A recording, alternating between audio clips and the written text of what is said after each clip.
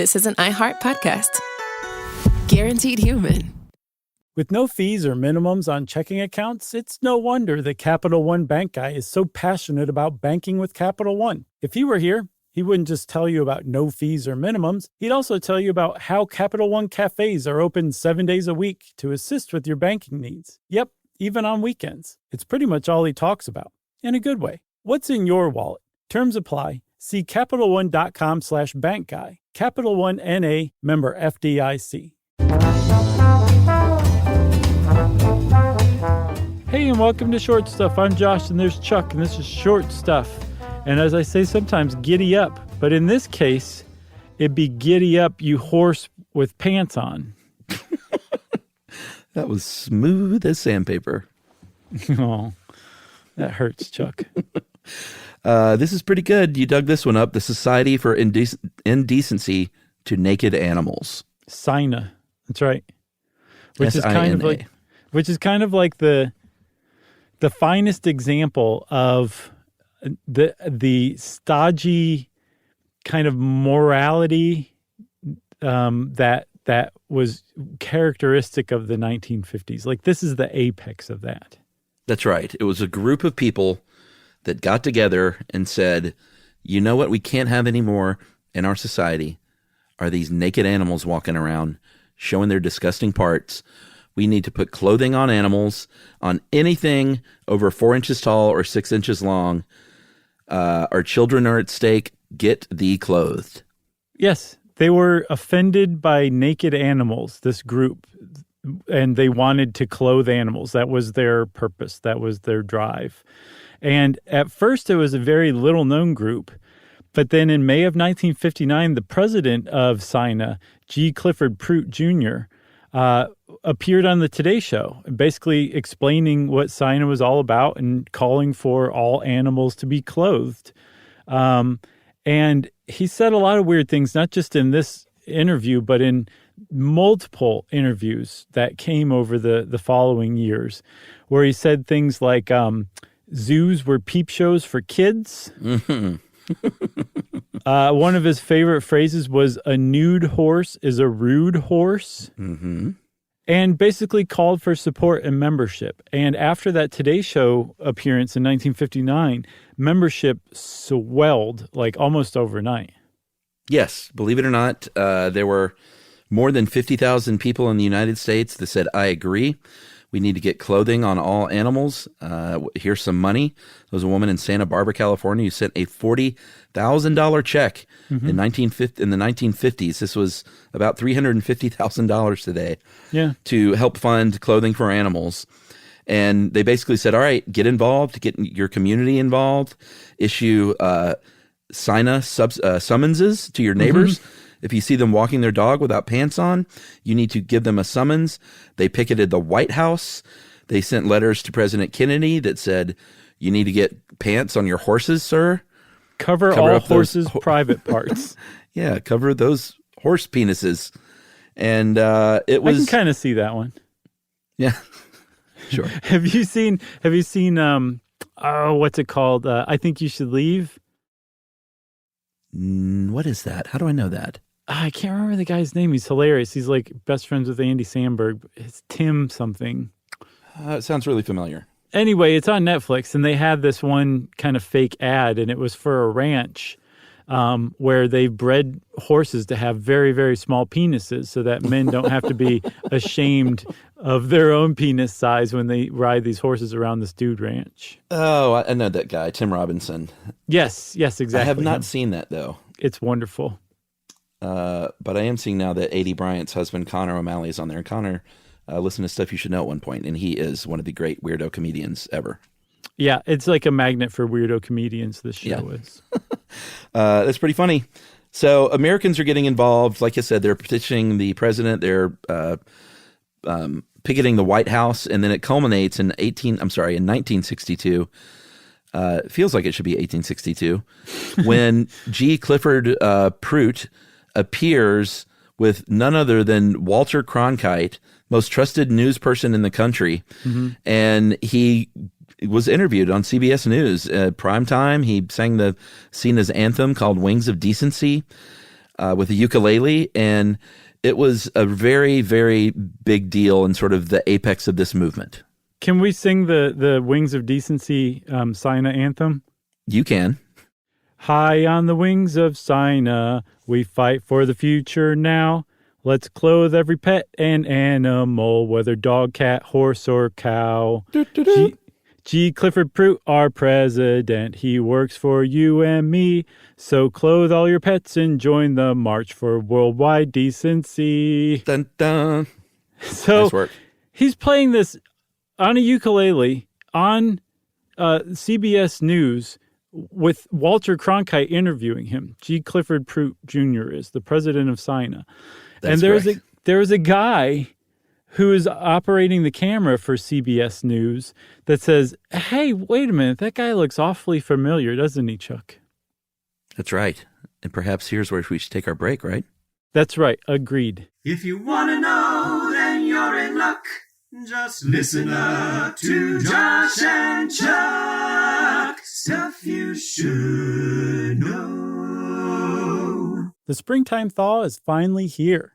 Flowers are blooming. Days are longer. We're saying yes to more plans and finally getting outside. Running, walking, just moving again. It's the perfect time to upgrade your everyday go-tos with Bombas. Take Bombas sport socks. They're super comfortable and designed with sport-specific tech for running, cycling, yoga, hiking, you name it. I use them to run in, and I can tell you they work beautifully. So head over to bombas.com and use code SYSK for 20% off your first purchase. That's BOMBAS.com, code SYSK at checkout.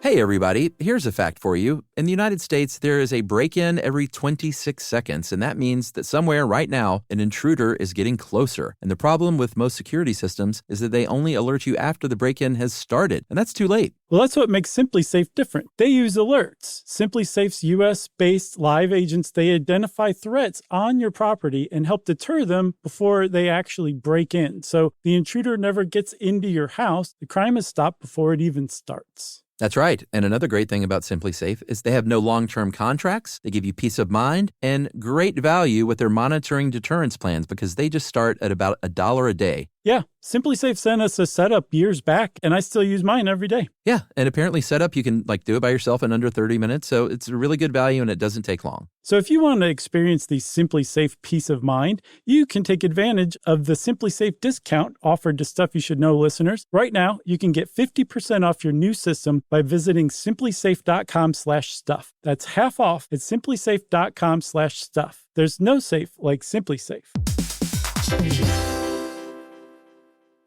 Stuff you should know. Stuff you should know. All right, we're back. Cameraman at CBS News sits up and says, wait a minute, I recognize that guy. And what did he say? He said, that's no G. Clifford Pruitt. That man's name is Buck Henry. And in the future, he's going to be a very famous screenwriter and actor for comedy. That's right. There was no G. Clifford Pruitt. There was no Society for Indecency to Naked Animals. Well, technically there was. Well, technically there was, but it was just a big put on. It was just a big joke. Yeah, there's a guy named Alan Abel who would go on to become one of America's most famous and prolific and successful hoaxsters. And I think he's got half a dozen short stuffs coming down the pike himself. He was just that prolific. But this was the first time America was introduced to Alan Abel, and they had been had that for 4 years. I saw in some places 6 years. Buck Henry kept up this ruse at the behest of Alan Abel and went on Cronkite, went on the Today Show, went on tons of national interview shows, and earnestly professed a need for animals to be clothed. So he must not have been known by face at all at that point, hardly. Buck Henry? Yeah. No, his career is just starting out. It's astounding that he was ever recognized at all. And even when he was, it was a good 3 years into the hoax. So that cameraman was deep on the independent comedy circuit. I think exactly. That's how I take it for sure. That's pretty great. So yeah, it was all a hoax. He, and as is many times with hoaxes like this, there is a statement being made. And the statement here was Abel was really turned off by the moral majority of the United States in the 1950s and how put off they would be about everything. And he said maybe a good way to take the P out of this thing would be to become one of them. And he said he was inspired by something he saw in Texas in the 1950s. He was driving on a highway and saw like traffic was stopped and everyone was kind of standing around. And when he got out, he saw that traffic had stopped because two cows were having sex in the middle of the highway.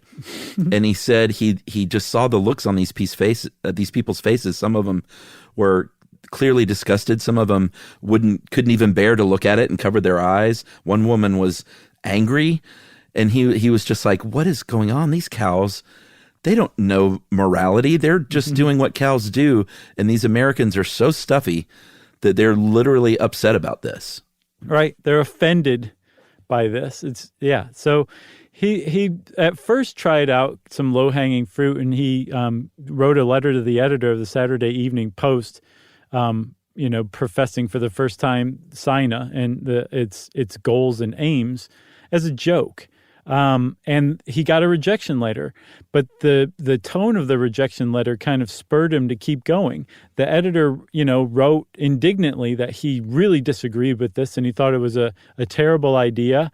And Alan Abel realized that this guy had failed to take it as a joke, that he thought it was real. And he's like, well, who else can I fool? Let's see where else we can take this. And he went to his friend Buck Henry and said, hey, no one knows what you look like yet or who you are. Will you pose as G. Clifford Prout, the president of SINA? And this was right up Buck Henry's alley. He said, oh, yeah.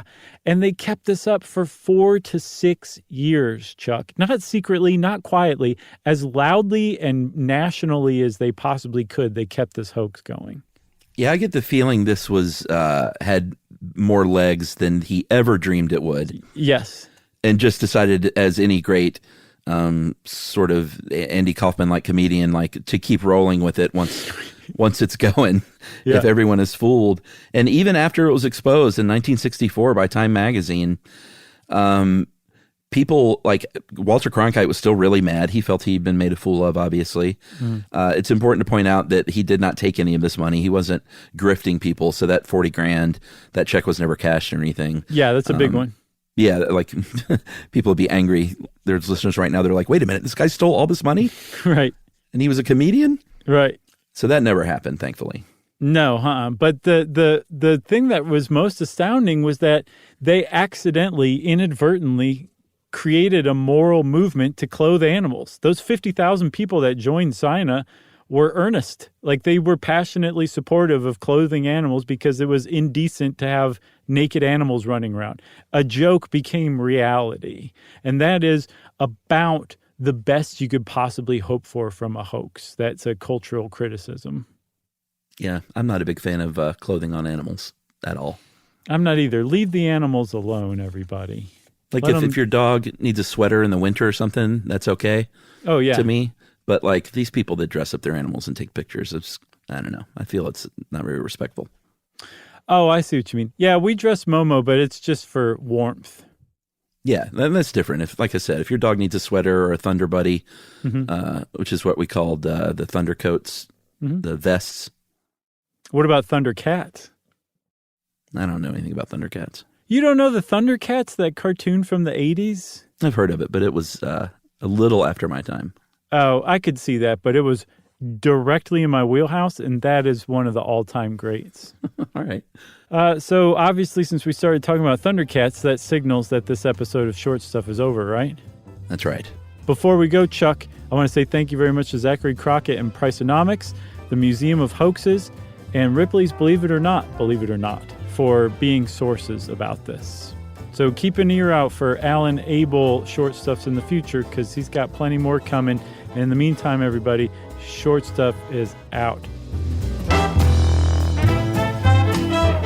Stuff You Should Know is a production of iHeartRadio. For more podcasts from iHeartRadio, visit the iHeartRadio app, Apple Podcasts, or wherever you listen to your favorite shows.